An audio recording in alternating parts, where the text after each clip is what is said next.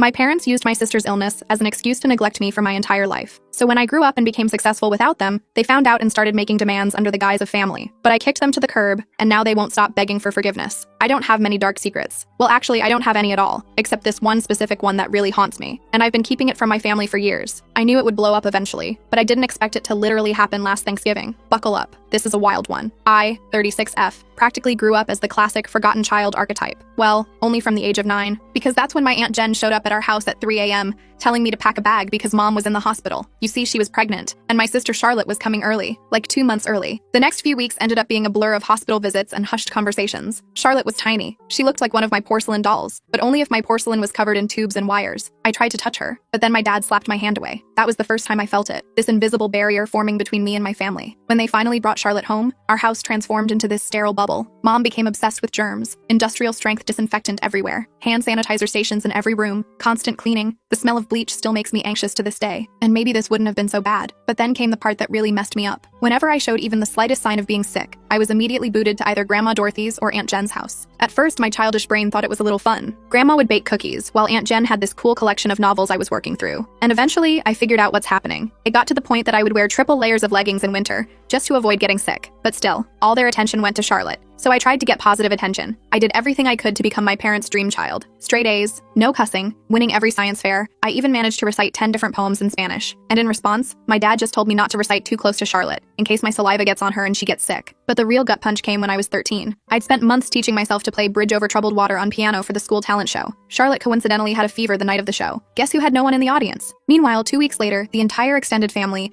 including both sets of grandparents, showed up for Charlotte's 15-minute recorder recital. Charlotte saw this, and she quickly learned how to work the system. By age 8, she'd outgrown any real health issues. But of course, that didn't stop the performance. Headache? Had to stay home from school. Feeling tired? Someone else, guess who, should do her chores. Worried about a test? Mom would literally call the school to get the deadline extended. I retreated more and more to my bedroom, burying myself in books about art history and antiques. My room became my sanctuary, mostly because Charlotte claimed she was allergic to my vanilla air freshener, so it was the one place she wouldn't go. Then, the tables turned. Instead of avoiding being sent away, I started being grateful. I didn't even care whether it was me or her who got sick, because either way, I'd get sent to Grandma Dorothy, who would actually ask about my day or care what I was up to. She became a sort of motherly figure. She was the one who got me interested in vintage jewelry. Meanwhile, the only time my parents even mentioned my name was to say some BS like, "Oh, Charlotte just needs more attention because she had such a rough start. Taylor's always been so independent. Taylor understands her sister has special needs." But no, I did not understand. I was a kid who couldn't figure out why having a healthy immune system made me less deserving of love. But hey, at least it taught me self-reliance. When nobody checks your homework or cares about your achievements,